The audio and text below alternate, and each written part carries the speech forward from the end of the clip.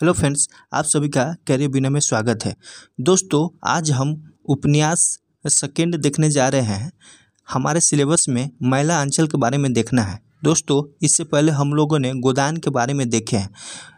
जो फ्रेंड्स अगर नहीं देखे हैं तो आप जाकर गोदान को एक बार देख लीजिए, ताकि आपका तैयारी हो जाएगा उस गोदान के बारे में।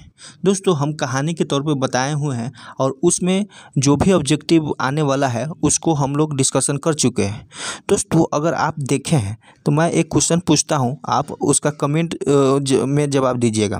दोस्तों, एक भोला का विधवा लड़की रहती है, पुत्री रहती है, तो उसका नाम बताना है और उस विधवा लड़की से गोबर के द्वारा आकर्षित हो जाता है। और गोबर कौन है? तो होरो का पुत्र है, जो नायक है उसका पुत्र है। तो आप लोग को भोला के पुत्री के बारे में बताना है कि उसके पुत्री के नाम क्या है। दोस्तों, महिला अंचल का हम लोगों ने इसमें 350 से अधिक ऑब्जेक्टिव क्वेश्चन है। दोस्तों, थोड़ा सा टाइम लगेगा, लेकिन आप अगर 350 ऑब्जेक्टिव क्वेश्चन इसका देख लीजिएगा तो इससे बाहर क्वेश्चन नहीं आएगा। और इसमें बहुत ही इम्पोर्टेंट क्वेश्चन है और लास्ट में जो है परीक्षा कॉर्नर भी दिया हुआ है, यानी शॉर्ट नोट्स दिया है। आप उसको एक बार रीड जरूर कर लीजिएगा। दोस्तों, हम लोग पहले उपन्यास किसको कहते हैं उसको जानने की कोशिश करते हैं। दोस्तों, उपन्यास जो होता है जीवन तथा समाज की व्याख्या का सर्वोत्तम साधन है। ये जो है आधुनिक युग का देन है और इसमें जो है जीवन के यथार्थ चित्रण का द्योतक है। तो उपन्यास ये है। दोस्तों, हम लोग अब जो है फणीश्वर नाथ रेणु के बारे में थोड़ा सा जानेंगे। इसके बाद जो है ऑब्जेक्टिव क्वेश्चन देखेंगे। क्या है कि 350 क्वेश्चन है तो थोड़ा टाइम लगेगा। तो इनका जन्म जो है 4 मार्च 1921 को बिहार के अररिया जिले में फोरबिसगंज के पास ओराही हिंगना नामक गांव में हुआ था। ओराही हिंगना नामक गांव में हुआ था इनका जन्म। दोस्तों, इनकी जो शिक्षा है भारत और नेपाल में दोनों जगह हुई है। प्राथमिक शिक्षा तो फारबिसगंज और तथा अररिया में हुआ है। मैट्रिक जो है ये नेपाल में एक स्कूल का नाम है, हाई स्कूल का विराटनगर आदर्श विश्वविद्यालय, वहाँ से मैट्रिक का परीक्षा दिए थे। और इंटरमीडिएट जो है 1942 में काशी हिंदू विश्वविद्यालय से किए हैं। दोस्तों, रेणु का जैसे फणीश्वर नाथ रेणु का जीवन जो है उतराव चढ़ाव और संघर्षों से भरा हुआ था। अनेक राजनीतिक और सामाजिक आंदोलनों में जो है इन्होंने बढ़ चढ़कर भाग लिया। जैसे 1942 में भारत छोड़ो आंदोलन में सक्रिय भागीदारी रही। दोस्तों, इनका रेणु कैसे जुड़ा ये हम आप लोग को एक शॉर्ट कहानी के माध्यम से बता देते हैं। दोस्तों, जब फणीश्वर जी को माने तबीयत खराब हुआ तो पटना में जो पीएमसीएच है उसमें भर्ती हुए थे और भर्ती माने बेड पे भर्ती थे। तो उसका जो डॉक्टर थी ना, उसका नाम रेणु था। तो उस डॉक्टर से जो है इनको माने प्रेम हो गया और उससे जो है दूसरा शादी कर लिए। तो इसलिए वो अपने नाम में फणीश्वर नाथ और रेणु जोड़ लिया लास्ट में। तो ये शॉर्ट कहानी है। दोस्तों, सन 1953 में वह साहित्य सृजन के क्षेत्र में आए। इन्होंने जो है कहानी, उपन्यास, निबंध आदि विधाओं में मौलिक रचनाएं प्रस्तुत की। दोस्तों, इनके ऊपर जो है जैसे तीसरी कसम एक फिल्म का नाम है, जो है बासु भट्टाचार्य के निर्देशन में, जिसके निर्माता जो है सुप्रसिद्ध गीतकार शैलेंद्र था। दोस्तों, इसके बारे में भी एक कहानी है। शैलेंद्र जो है उस समय बहुत फेमस निर्माता था। वो अपना जितना कमाया हुआ धन था उस सारा जो है तीसरी कसम फिल्म में लगा दिया और पता चला कि तीसरी कसम फिल्म जो है फ्लॉप कर गया। इससे जो है वो उसको बहुत ही घाटा हुआ। तो दोस्तों, इस घाटा से वो उभर नहीं पाया और लास्ट में जाकर इनका तबीयत खराब होता है और मृत्यु हो जाती है। फिर जब ये तीसरी कसम दूसरी बार रिलीज होती है तो ये हिट हो जाती है, बहुत माने हिट होता है। तो ये कहानी है। और दूसरी बार में जो है ये सिनेमा में मील का पत्थर साबित होता है। इसमें जो है हीरामन और हीराबाई कि इस प्रेम कथा ने प्रेम का एक अद्भुत कसक भरा आख्यान किया हुआ है तीसरी कसम में। तो ये है दोस्तों, इसका प्रथम उपन्यास जो है मैला आंचल ही है और इसके लिए जो है पद्मश्री से सम्मानित भी किया गया है। इनकी मृत्यु जो है 11 अप्रैल 1977 को पटना में ही हो जाता है। इनके जो उपन्यास है तो फर्स्ट तो मैला आंचल हो गया, दूसरा है प्रति परिकथा, तीसरा है दीर्घ तपा, चौथा है कितने चौराहे, कलंक मुक्ति। दोस्तों अगर आप इसको लिखना चाहेंगे तो लिख सकते हैं, अगर नहीं लिखना चाहें तो हम इस सब को टेलीग्राम चैनल पर डाल देंगे, आप लोग वहां से डाउनलोड कर सकते हैं। टेलीग्राम से अगर नहीं जुड़े हैं तो आप लोग जुड़ जाइए, काहे कि हम उसमें कुछ नोट्स भी प्रोवाइड कराएंगे। तो कौन कौन है? मैला आंचल है, प्रति परिकथा है, दीर्घ तपा है, कितने चौराहे, कलंक मुक्ति और एक है जुलूस। तो ये उपन्यास है इनका। तो और इसका कहानी कौन कौन है? तो ठुमरी है, अग्निखोर है, आदिम रात्रि की महक है, एक श्रावणी दोपहर की धूप। तो ये सब जैसे ठुमरी, अग्निखोर, आदिम रात्रि की महक, एक श्रावणी दोपहर की धूप, तो इनकी कहानी है। और दोस्तों इसके बारे में एक और है, जैसे जब इनका प्रथम उपन्यास आया तो ये खुद जो है प्रकाशन किया और कहा जाता है कि जो रिक्शा होता है उस पर बैठकर खुद किताब हर बुक स्टॉल में दे दिया। और जब दे दिया पटना में तो एक हफ्ता के बाद ये जाते हैं और पूछते हैं कि कितना बुक बिका, तो पता चलता है कि एक भी बुक नहीं बिका था। तो फिर वापस आ जाते हैं, सारा बुक फिर वापस घर पे लेकर आ जाते हैं और ऐसे पड़ा रहता है। तो फिर क्या होता है, एक राजकमल प्रकाशन से जो है 1954 में प्रकाशित किया जाता है इसमें, और उस समय बहुत ही ये फेमस हो जाता है। और ये इसका ये है। और दोस्तों मैला आंचल में जो है पूर्णिया की कहानी है।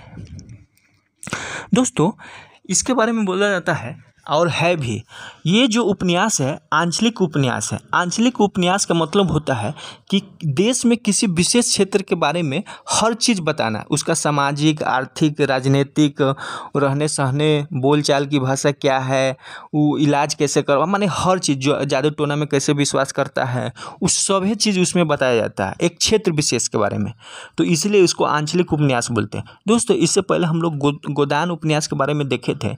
तो गोदान उपन्यास जो है ये आंचलिक नहीं है, क्योंकि उनका जो कहानी है पूरा देश पे लागू होता है, लेकिन मैला आंचल में है वो किस क्षेत्र विशेष का है।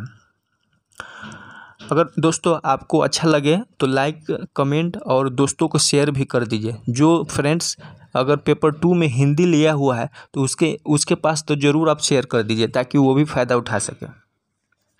इस उपन्यास में न केवल हिंदी उपन्यासों का एक नई दिशा दी, बल्कि इसी उपन्यास से हिंदी जगत में आंचलिक उपन्यासों पर विमर्श प्रारंभ हो गया। इतना ये फेमस हो गया आंचलिक उपन्यासों में। तो ये है। इस उपन्यास में जो है नायक कौन है? तो नायक अंचल है। इसमें जो है लोकगीत, लोकोक्ति, लोक संस्कृति आदि की इसमें अवधारणा है। और इसमें जो है रेणु जी का भाषा आम बोलचाल की खरी बोली है।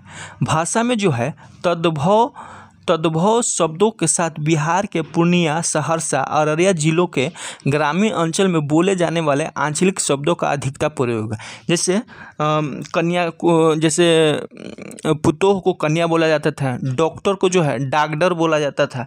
इस टाइप का शब्द उसमें यूज होता है और हूबहू उपन्यास में भी ये शब्द यूज हुआ है।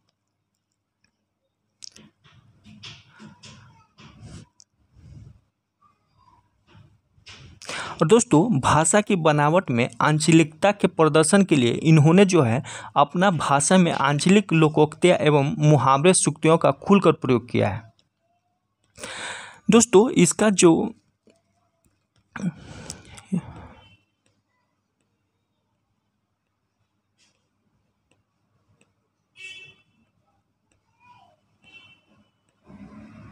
हाँ दोस्तों इसके बारे में एक चीज़ है कि मैला आंचल जो उपन्यास है उसमें कुल 256 पात्र है। कितना है 256 पात्र, एक पात्र नहीं है। और एक बोला जाता है कि जैसे हर आदमी अपने घर से सुबह में निकलता है काम काज करने के लिए, चारों तरफ कोई कहीं कहीं कोई कहीं पैसा कमाने के लिए जाता है, लेकिन शाम होते होते जो मजदूर होता है वो शाम होते होते अपने घर आ जाता है। तो इसी तरह से है, इसमें जितना भी पात्र है सबका अपना अपना कहानी है और लास्ट में अपना एरिया में आ जाता है, अंचल में। तो इसलिए इसका और नायक भी अंचल बोला गया है। इसमें 256 पात्र है, जैसे डॉक्टर प्रशांत है, कमली है, वावन दास है, बालदेव है, दोहराव है, लक्ष्मी है, तहसीलदार है, विश्वनाथ है। दोस्तों इसमें एक कहानी है। डॉक्टर प्रशांत है वो, उसको जो है वो डॉक्टर बन जाता है और MBBS कर लेता है।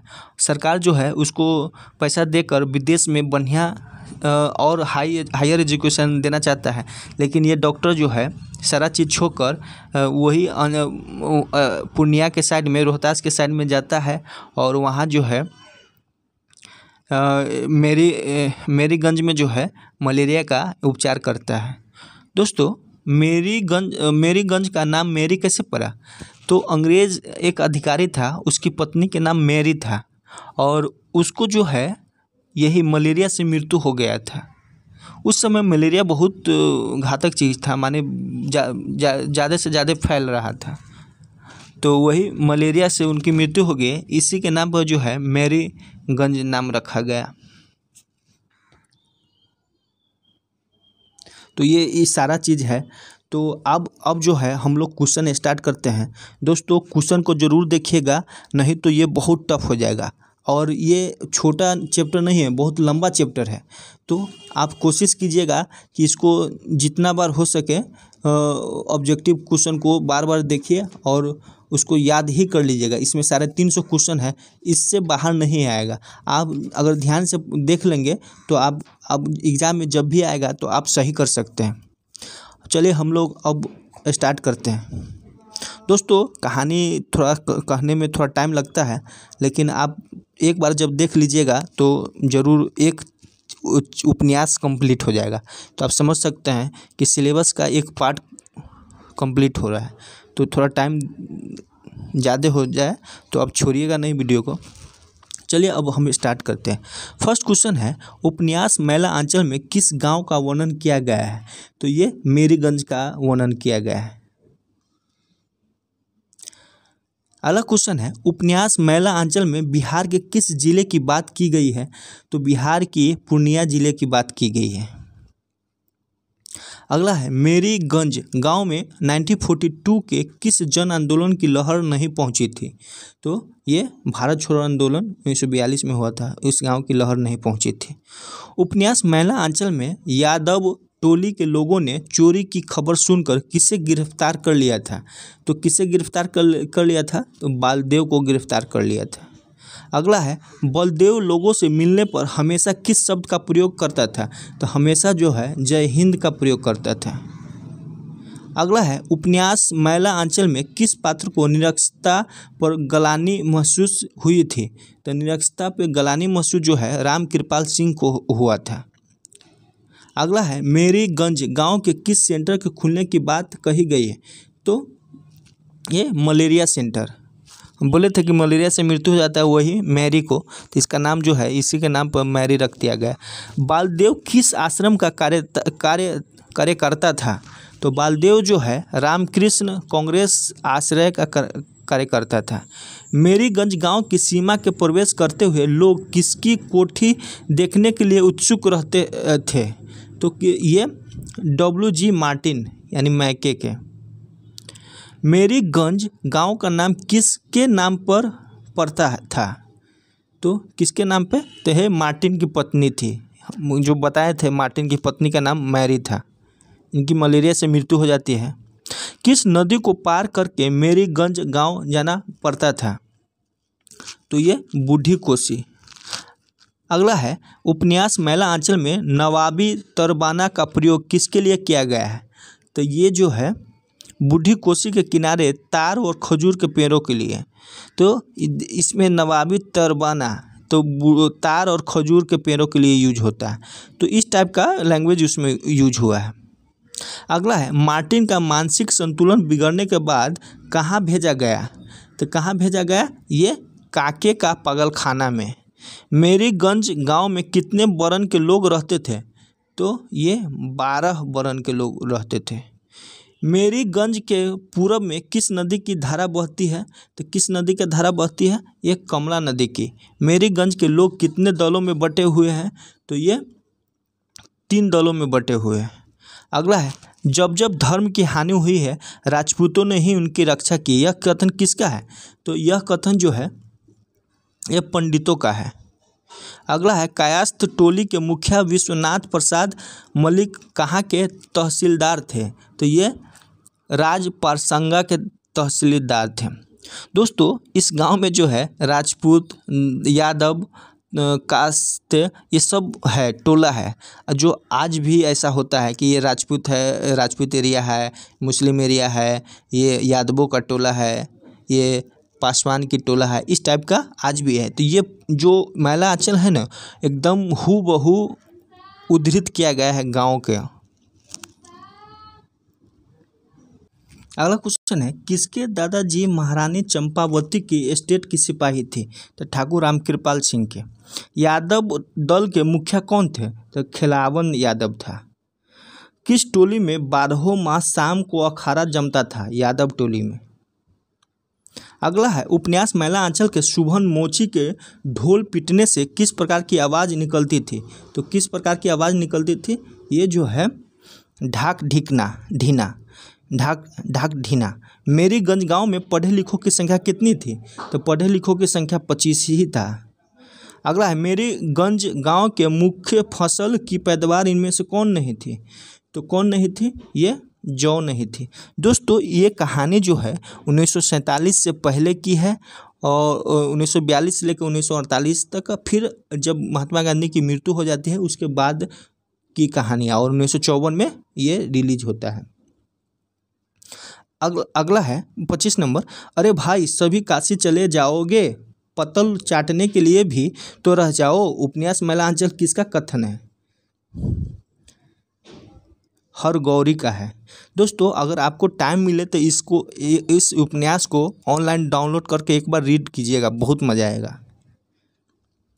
अगला है क्या डफाली मियाँ की तरह सूरत बनाई है? कालीचरण को किसने कहा था? तो कालीचरण को जो है मंगला ने कहा था। अगला है महंत साहब का सपना में कौन आया था?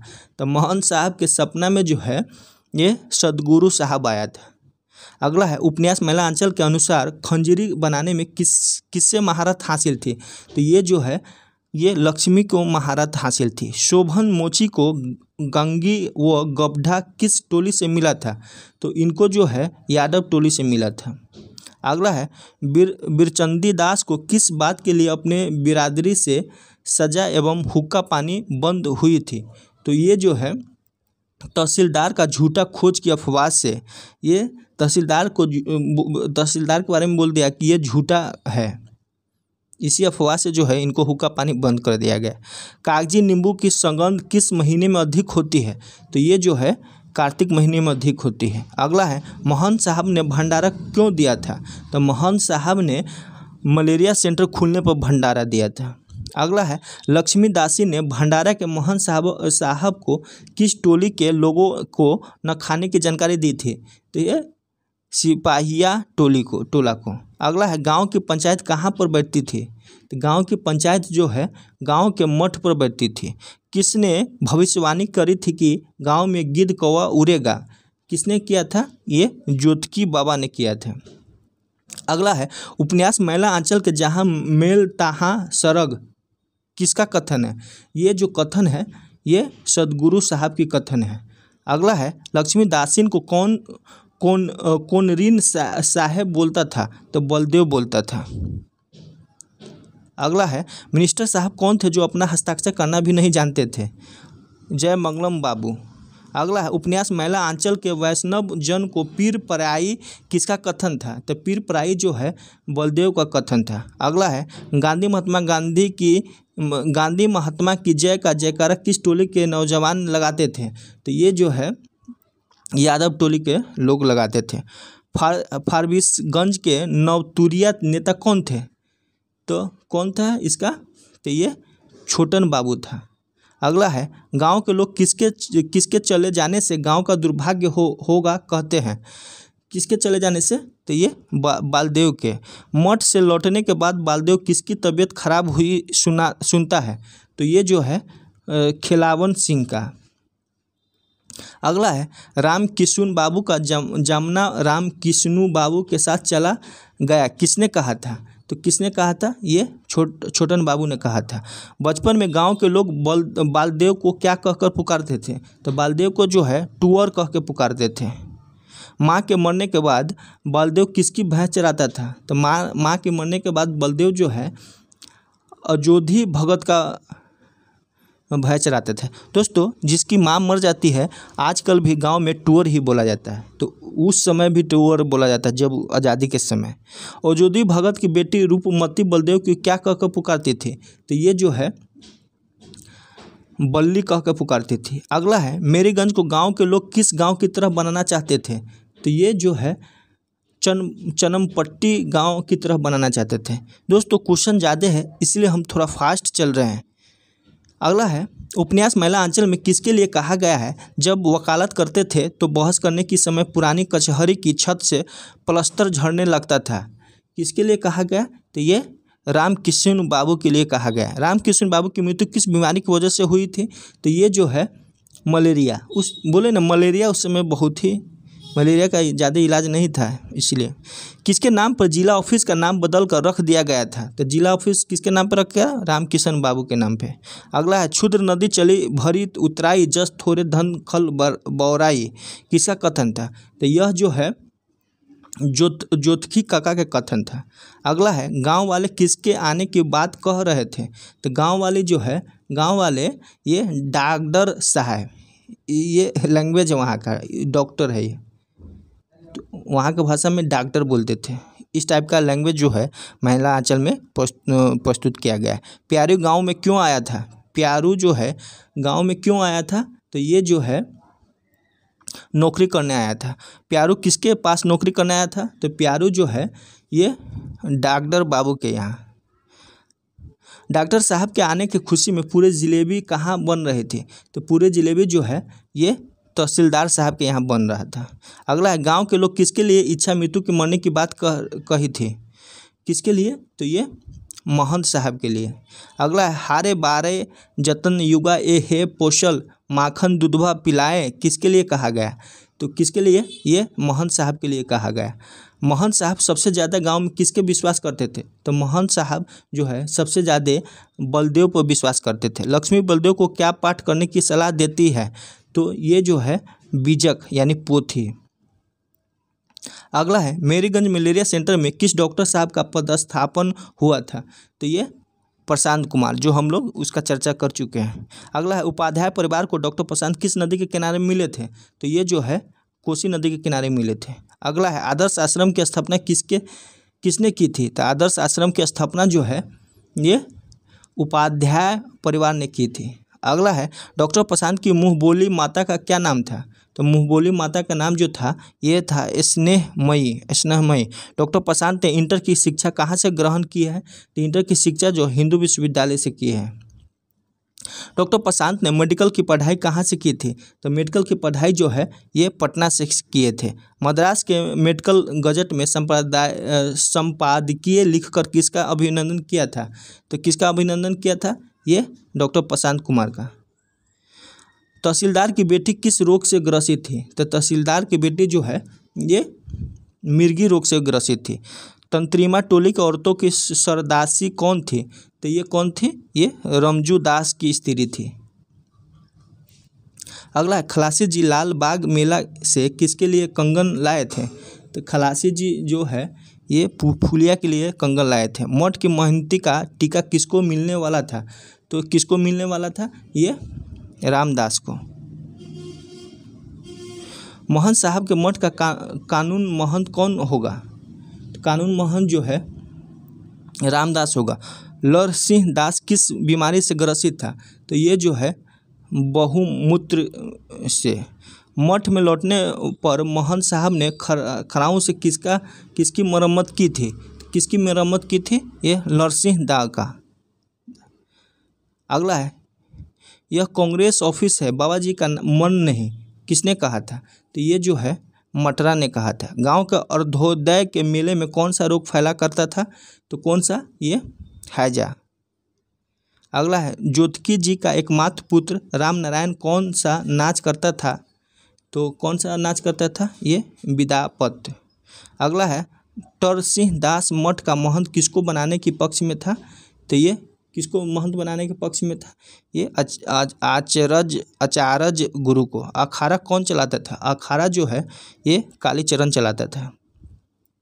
अगला है, बालदेव जी को क्या पसंद था? तो बालदेव जी को जो है कीर्तन पसंद था। अगला है, आश्रम के बूढ़े कुत्ते किसे देखकर दूर से ही पहचान लेते थे? तो ये बावन दास को।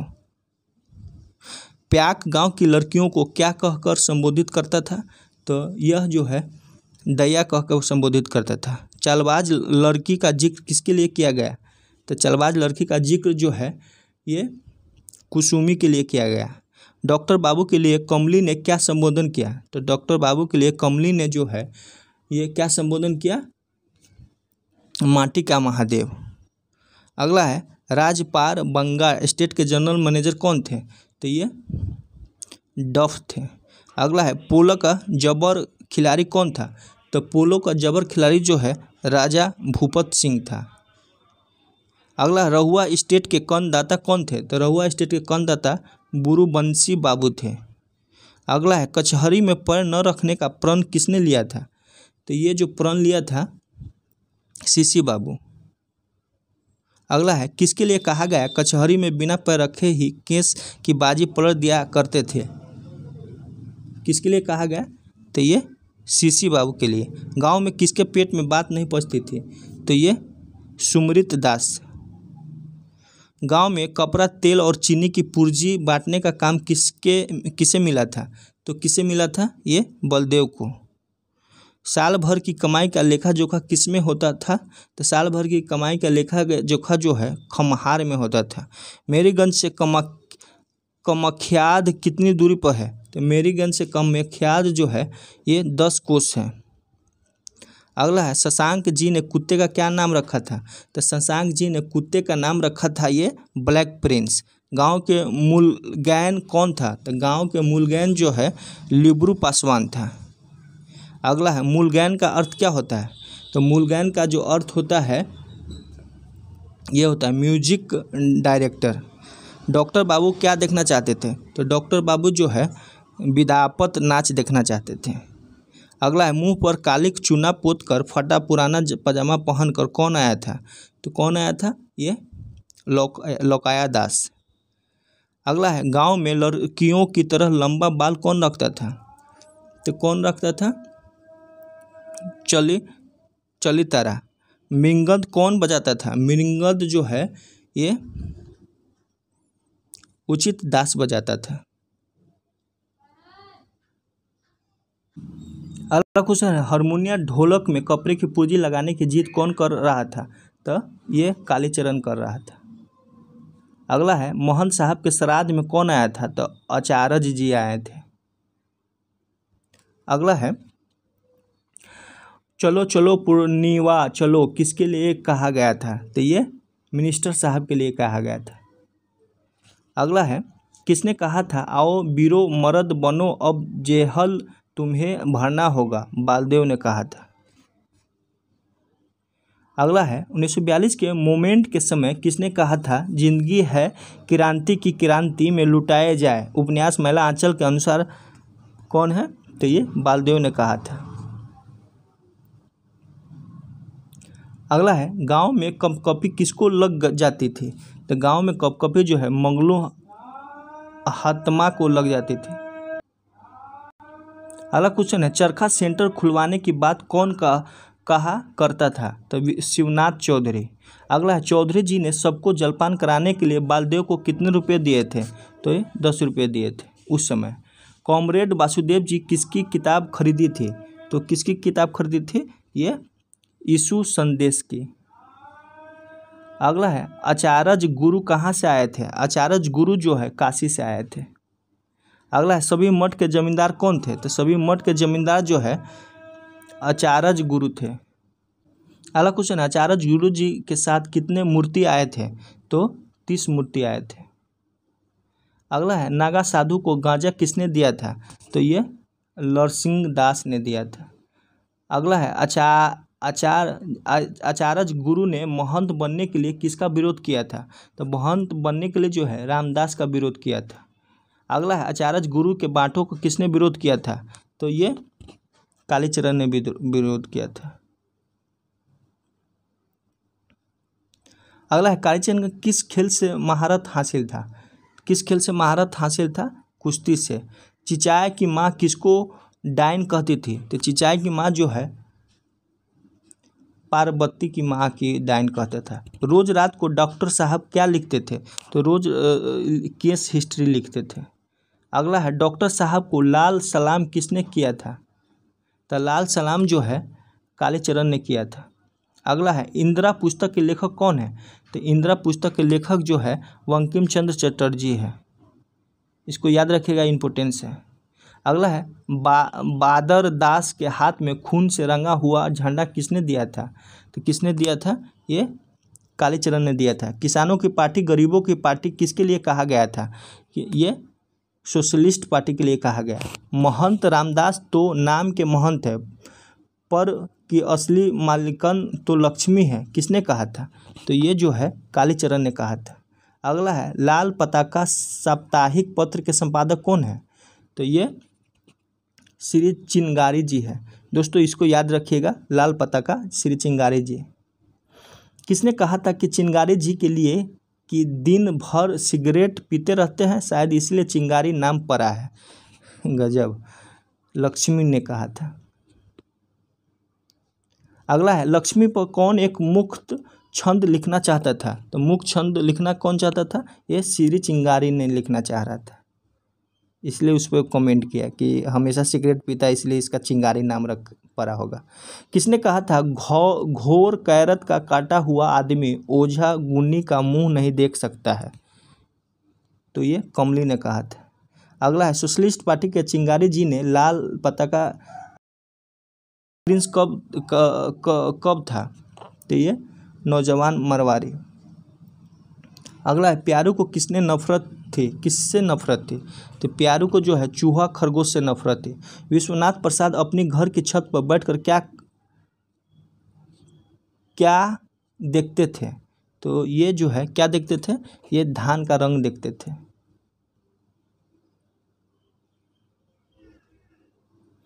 अगला क्वेश्चन है किस अखबार ने लिखा था मीरापुर सर्किल का नया मैनेजर नादिर शाह का भतीजा है? तो ये लाल पताका ने कहा था। अगला बगैर मिर्च मसाला की मछली कौन बनाती थी? तो ये कमला ने बनाती थी। अगला क्वेश्चन है रात को तंत्री माटोली में कौन पकड़ा गया था? तो सहदेव मिश्र पकड़ा गया था। अगला है गांव में पंचायत बैठी थी किसको पंच मानने से इनकार किया गया? तो ये कालीचरण को पंच मानने से इनकार किया गया। अगला है कालीचरण को पंच मानने के पक्ष में कितने हाथ उठे थे? तो पंच मानने के पक्ष में जो है 105 हाथ उठे थे। अगला है लक्ष्मी बालदेव जी के लिए किस शब्द का प्रयोग करती थी? लक्ष्मी जो है बालदेव जी के लिए सच्चे साधु के शब्द प्रयोग करते थे। लक्ष्मी को गुरु माई मानने से कौन इनकार किया? तो गुरु माई मानने से जो है रामदास इनकार किया। महंत रामदास कौन सी बीमारी शुरू हो गई थी? तो ये मिर्गी शुरू हो गई थी। अगला है मेरीगंज गांव में सबसे बौना आदमी कौन था? ये सब क्वेश्चन है, एक बार देखिएगा तो आपको हमेशा के लिए याद हो जाएगा। तो बौना आदमी बावन दास था। 52 नाम है लेकिन बौना था। इंदिरा पुस्तक पढ़ने के दौरान कौन रोने लगती थी? तो कौन रोने लगती थी? ये कमली रोने लगती थी। अनाज के ऊंचे दाम में गांव में किसको फायदा हुआ था? ऊंचे दाम से है गांव में तीनों को फायदा हुआ, सिंह जी, तहसीलदार और खिलावन सिंह, तीनों को। गांव में मजदूरों की मजदूरी कितनी मिलती थी उस समय? कितनी मिलती थी? ये 1.25 रुपया। अगला है गांव में धान की फसल तैयार होते ही कौन छिपा दिया करता था? तो कौन छिपा दिया करता था? ये तहसीलदार साहब। शिवनाथ चौधरी जी सभा में किस बात पर प्रकाश डाल रहे थे? तो सभा में जो है ये खादी के बात डाल रहे थे। अगला है, कमली के गर्भ में किसका बच्चा पल रहा था? तो कमली के गर्भ में जो है ये डॉक्टर प्रशांत का बच्चा पल रहा था। गांव में चरखा और करघा सिखाने के लिए कितने मास्टर आए थे? कितने मास्टर आए थे? 2 मास्टर। अगला है, गांव में औरतों को चरखा सिखाने के लिए कौन आया था?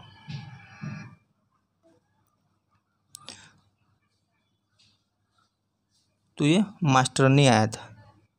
पानी से ही बीमारी का इलाज करने वाला गांव में कौन आए थे? तो पानी से ही बीमारी का इलाज करने वाले रमल गीना बाबू आए थे। अगला है, जो जोतेगा सो बोएगा, जो बोएगा सो काटेगा, किसने कहा था? तो ये जो है कौन कहा था? ये जो है सोशलिस्ट पार्टी ने कहा था। अगला है, बालदेव जी को किस काम से छुट्टी नहीं मिलती थी? तो ये पूर्जी बांटने से।